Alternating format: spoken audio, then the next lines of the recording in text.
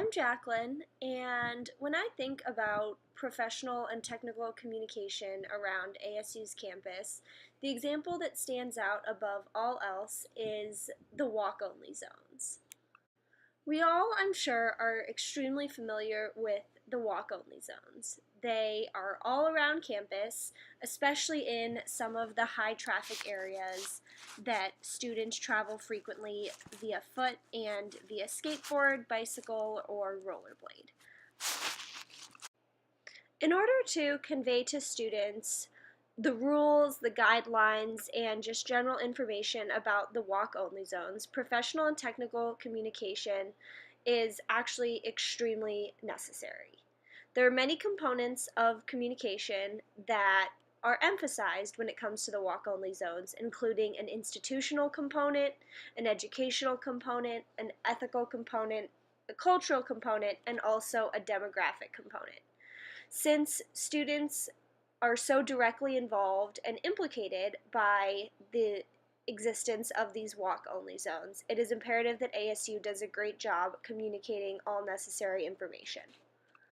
Since the walk-only zones impact ASU's population, including students, faculty, and guests on campus, there is certainly a large institutional dimension that is related to the communication of these zones. As stated explicitly on signage around campus as well as on walk.asu.edu, the section of ASU's website devoted to educating students about the walk-only zones, it is clearly stated that these zones are intended to make campus trips safer. In these areas, students must only walk and get off of their bicycle, skateboard, or other device. On the website, it clearly outlines that there is a first-time violation consequence, second-time violation consequence, and third-time violation consequence. By laying these out in a clear manner and creating an institutionalized approach to this matter that affects all ASU students, ASU does a great job of communicating this information effectively and considering all members of the student body. Another important dimension of the implementation and communication of these walk-only zones is the educational component of things. It is extremely important that students, faculty, and anyone on campus understands the purpose of the walk-only zones and what is expected around them. This education is conveyed through signage around campus in the zones that are intended to be walk-only zones. It's also conveyed through enforcers that stand near these zones to ensure that everyone is following the rules, information on ASU's website, and also through bike safety classes and mall driving safety classes that are offered to students.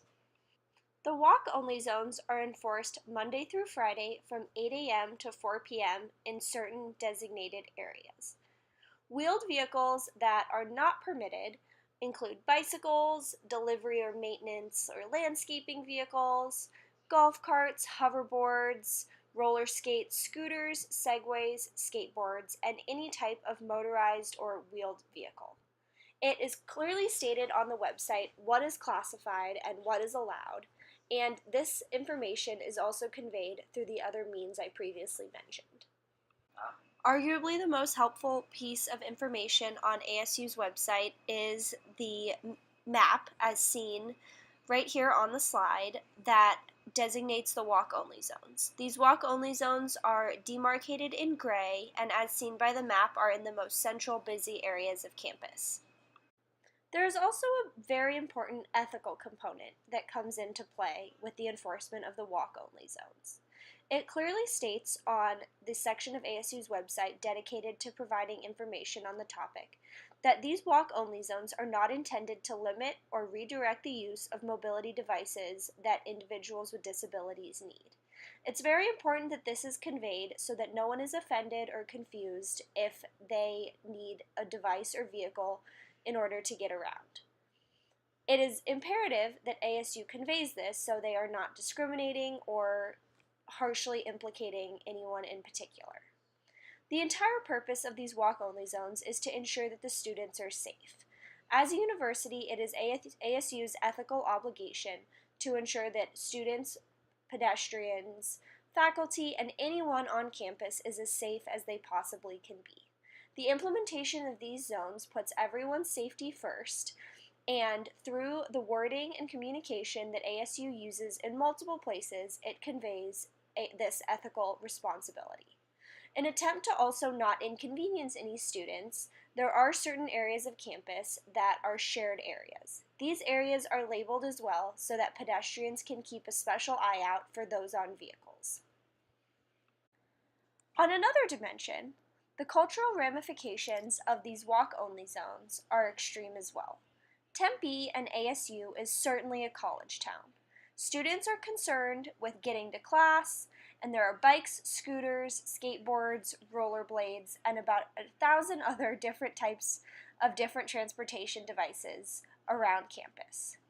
Pedestrians are everywhere, around the roads and on campus. Since the culture of ASU is so centered around this type of transportation, it is good that ASU is in tune with this so that they can effectively enforce these walk-only zones in a manner that is considerate but also safe. A close tie-in with the cultural aspect of these walk-only zones on ASU's campus is the demographic aspect. The primary people on campus at all times are students and faculty. Everything is close by in Tempe, and time is certainly of the essence. The way that this demographic of people operates in trying to get places quickly and efficiently, especially in a crowded area, is important to keep in mind. In conclusion, the walk-only zones around ASU's campus are a prime example of how professional and technical communication is all around us in our daily lives. Whether it's a piece of signage or some information on a website, the goal of communicating this is to inform students and provide this information in a professional and clear manner.